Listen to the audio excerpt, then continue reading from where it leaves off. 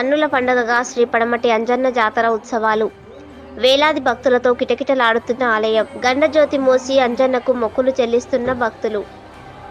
నారాయణపేట జిల్లా మక్తల్ పట్టణంలో వెలిసిన అతి పురాతనమైన ఎంతో ప్రసిద్ధి చెందిన శ్రీ శ్రీ పడమటి ఆంజనేయ స్వామి బ్రహ్మోత్సవాలు అంగరంగ వైభవంగా జరుగుతున్నాయి.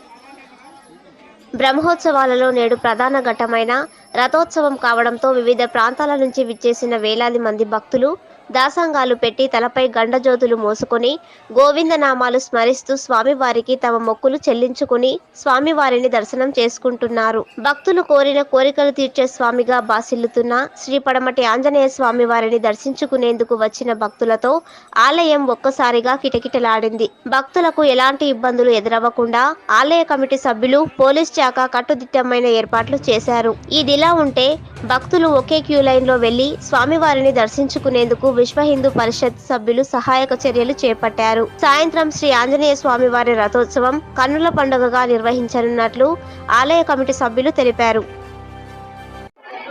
ఉమ్మడి పాలమూరు జిల్లాలోని మక్తల్ పట్టణంలో వెలిసిన శ్రీ శ్రీ పడమటి ఆంజనేయ స్వామి బ్రహ్మోత్సవాలు ఈ నెల 23 నుండి అంగరంగ వైభవంగా ప్రారంభమయ్యాయి. బ్రహ్మోత్సవాలలో 3వ రోజు రథోత్సవ కార్యక్రమం సాయంత్రం కన్నుల పండుగగా నిర్వహించనున్నారు.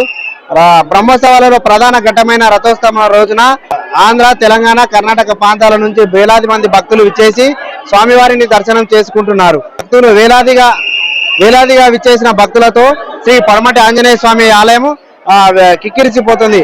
వేలాది మంది భక్తులతో ఆలయం అంతా కిటకిటలాడడంతో భక్తులకు ఎలాంటి ఇబ్బందులు జరగకుండా ఆలయ కమిటీ సభ్యులు ప్రత్యేక ఏర్పాట్లు చేశారు. భక్తులకు క్యూ లైన్లు కానీ ప్రత్యేక ఏర్పాట్లు చేయడం పైన పోలీస్ వ్యవస్థ, అటు పోలీస్ సిబ్బంది కానీ ఆలయ కమిటీ సిబ్బంది ప్రత్యేక ఏర్పాట్లు చేసింది.